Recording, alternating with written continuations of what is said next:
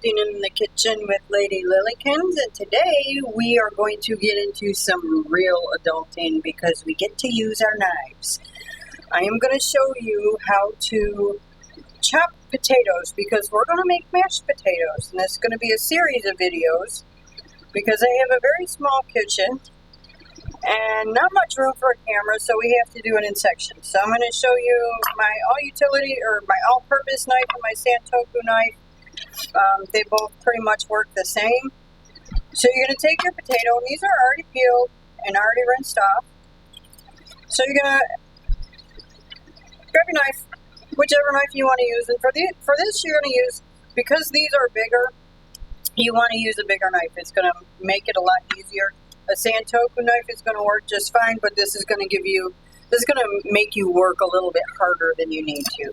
So you grab a good knife, and you're going to start by slicing right down the center. You're going to cut it right down the center, right in half. And see, this is what I mean about stuff getting stuck on your blade. All right.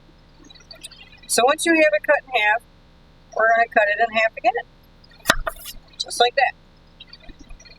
Just like that. Just line it up however you want. And it doesn't matter what size chunks you use because we're going to mash it. This is just so we can get them boiled. You kind of want to keep the pieces a little uniform because smaller pieces are going to cook a lot quicker than bigger pieces. So if you cut one like this, you don't want to cut the other one in half because these are going to get cooked and these are still going to be a little raw. So you want to kind of keep the size uniform, and you can cut it like I just did, or you can put your knife down and cut it like this. And it doesn't have to be perfect because we're boiling them, and they're going to get mashed anyways. So here you kind of want to scoop up your knife, put them in, and I have a pot of water next to me. I put about 6 cups of water in a saucepan, and you can't see it because my kitchen is small. But here we're going to do some more adulting with the knife. You're going to cut it right down the center.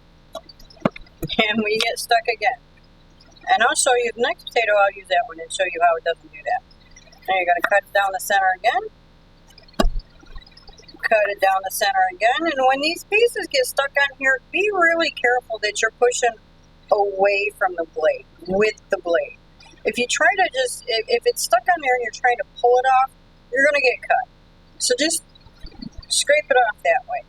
And you can do it 1 at a time or 2 at a time, or you can do even 4 at a time. If your knife is long enough and it lets you, you can do all 4 at the same time.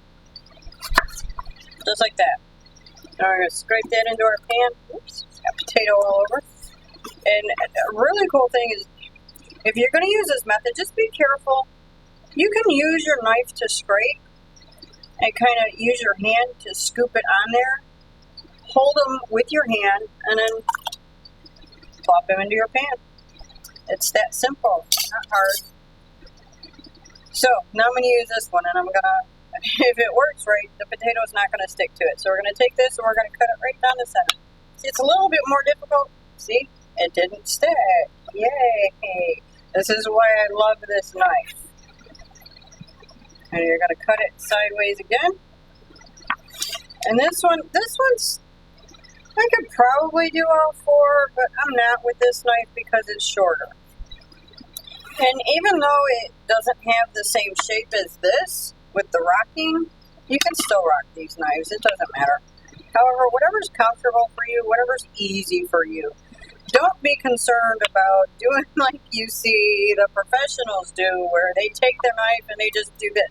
Oh, see? It doesn't work. That's the wrong knife to do that with. So let's try that again.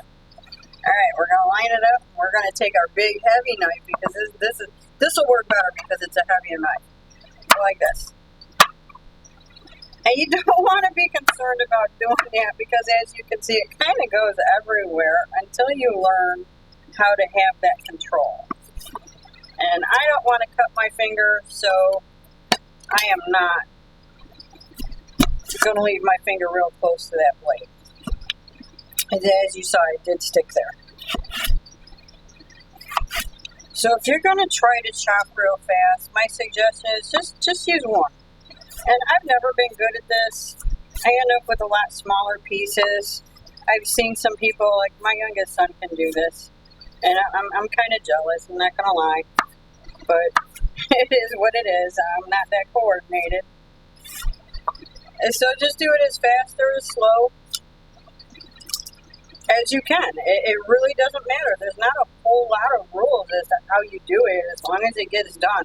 One way, using one white knife or another is going to get you the same result. So now here you can see I have my pan with my potatoes in it. I'm going to put some salt in it because I love salt. So I'm going to salt it, and then I'm going to put it on the pot to boil, and I will be right back with you once it starts boiling.